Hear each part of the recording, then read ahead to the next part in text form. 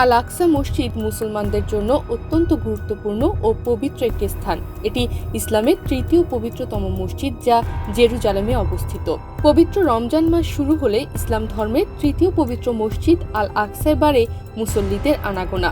তবে সম্প্রতি ইসরায়েল হুমকি দিয়েছে, সশস্ত্র গোষ্ঠী হামাসের সঙ্গে যুদ্ধবিরতির চুক্তির অংশ হিসেবে যেসব ফিলিস্তিনি মুক্তি পেয়েছেন তাদের এবছর আল আকসায় যেতে দেওয়া হবে না। 24 ফেব্রুয়ারি সোমবার তার্কিশ বার্তা সংস্থা আনাদোলার প্রতিবেদন থেকে জানা গেছে, যেসব পুরুষ ফিলিস্তিনির বয়স 55 বছর ও নারীদের বয়স 50 বছরের ওপর তাদের আল আকসায় যেতে দেওয়া হবে। কিন্তু যারা দখলদারদের কারাগার থেকে সম্প্রতি মুক্তি পেয়েছে তাদের পবিত্র এই মসজিদে প্রবেশের অনুমতি দেওয়া হবে না। তরুণ ফিলিস্তিনিদের পবিত্র এই মসজিদে যেতে বাধা প্রদান করে থাকে ইসরায়েল। তা সত্ত্বেও অনেকেই এই মসজিদে নামাজ পড়তে যান।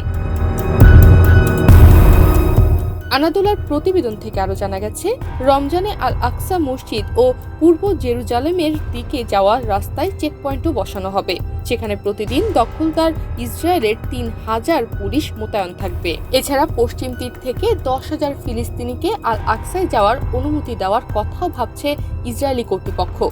মুসলিমরা পবিত্র এই মসজিদকে আল আকসা হিসেবে অভিহিত করলেও ইহুদিরা এটিকে টেম্পল মাউন্ট হিসেবে ডাকে। তাদের দাবি, এখানে ইহুদিদের প্রাচীন প্রার্থনা স্থল ছিল। মুসলমানদের নামাজের প্রথম কিবলা ছিল আল আকসা মসজিদ। ইসলামের প্রথম যুগে মুসলিমরা এই মসজিদের দিকেই মুখ করে নামাজ আদায় করতেন। পরে কিবলা কাবার দিকে পরিবর্তিত হয়।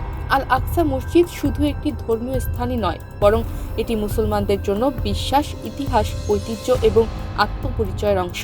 সারা বিশ্বের মুসলমানদের জন্য এটি ভালোবাসা, আবেগ ও গুরুত্ব বহন করে, যা কেবল ধর্মীয় দৃষ্টিকোণ থেকেই নয়, বরং ঐতিহাসিক ও সামাজিকভাবেও অপরিসীম।